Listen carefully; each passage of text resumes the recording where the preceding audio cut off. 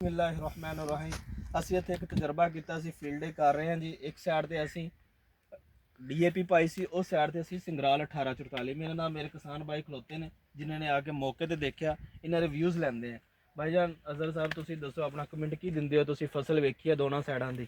ਜੀ ਬਿਲਕੁਲ, ਇਹਦਾ ਫਰਕ ਤਾਂ ਹੈਗਾ ਹੀ ਹੈ। ਪੱਤਾ ਵੀ ਚੌੜਾ ਹੈ ਤੇ ਵੈਸੇ ਵੀ ਲਾਸ਼ ਗ੍ਰੀਨ ਖੜੀ ਹੈ। ਤੇ ਭਾਈ ਅਜ਼ਹਰ ਸਾਹਿਬ, ਤੁਹਾਡਾ ਨਾਮ ਬਾਈ ਚਾਂਸ, ਤੁਸੀਂ ਦੱਸੋ ਕੀ ਫਾਇਦਾ ਨਜ਼ਰ ਆ ਰਿਹਾ ਤੁਹਾਨੂੰ? ਹਾਂਜੀ, ਅਸੀਂ ਵੀ ਇਹਦਾ ਚ ਇਹ ਫਰਕ ਕੀਤਾ ਵੀ 1844 ਇਸ ਸਾਈਡ ਤੇ ਪਾਈ ਹੈ ਜੀ, ਤੇ ਇਹਦਾ ਜੇ ਲਸ਼ ਗ੍ਰੀਨ ਫਸਲ ਖਲੋਤੀ ਹੈਗੀ ਤੇ ਇਸ ਸਾਈਡ ਤੇ ਡੀਆਪੀ ਪਾਈ ਹੋਈ ਹੈਗੀ। ਇਸ ਸਾਈਡ ਤੇ ਨਹੀਂ ਰਿਜ਼ਲਟ ਆ ਰਿਹਾ, ਇਸ ਸਾਈਡ ਤੇ ਜ਼ਿਆਦਾ ਰਿਜ਼ਲਟ ਆ ਰਿਹਾ ਜੀ। ਤੇ ਸੋਹਣੇ, ਤੁਸੀਂ ਦੱਸੋ ਤੁਹਾਡਾ ਕੀ ਵਿਊਜ਼ ਹੈ? ਫਰਕ ਮਾਲੂਮ ਹੈਗਾ ਜੀ, ਇਹ ਠੀਕ ਹੈਗੀ ਫਸਲ ਜਿਹੜੀ ਇਹਨਾਂ ਤੋਂ ਬਾਅਦ ਅਸੀਂ ਤਾਂ 1844 ਪਾਵਾਂਗੇ ਜੀ। ਬਾਕੀ ਕਿਸਾਨ ਭਾਈਆਂ ਨੂੰ ਕੀ ਮਸ਼ਵਰਾ ਦੋਗੇ? ਅਸੀਂ ਵੀ ਦੂਜੇ ਫਿਰ ਕਿਸਾਨ ਭਾਈਆਂ ਨੂੰ ਵੀ ਇਹੀ ਮਸ਼ਵਰਾ ਦੇਵਾਂਗੇ ਜੀ, ਤੁਸੀਂ ਵੀ 1844 ਇਸਤੇਮਾਲ ਕਰੋ ਜੀ। ਤੇ 18 ਡੀਆਪੀ ਜੀ ਬਹੁਤ ਜ਼ਿਆਦਾ ਮਹਿੰਗੀ ਹੈ, ਬੰਦੇ ਕਿਸਾਨ ਨਹੀਂ ਅਫੋਰਡ ਕਰ ਸਕਦੇ, ਨਾ ਹੀ ਫਸਲਾਂ ਨੂੰ ਸਹੀ ਤਰੀਕੇ ਨਾਲ ਰੇਟ ਮਿਲਦਾ। ਇਸ ਵਾਸਤੇ ਬਿਹਤਰ ਹੈਗਾ ਕਿ 1844 ਪਾਓ ਤੇ ਮੁਨਾਫਾ ਜ਼ਿਆਦਾ ਕਮਾਓ। ਹੁਣ ਆਪਾਂ ਪਾਕਿਸਤਾਨ ਦੇ ਹੱਕ 'ਚ ਇੱਕ ਨਾਰਾ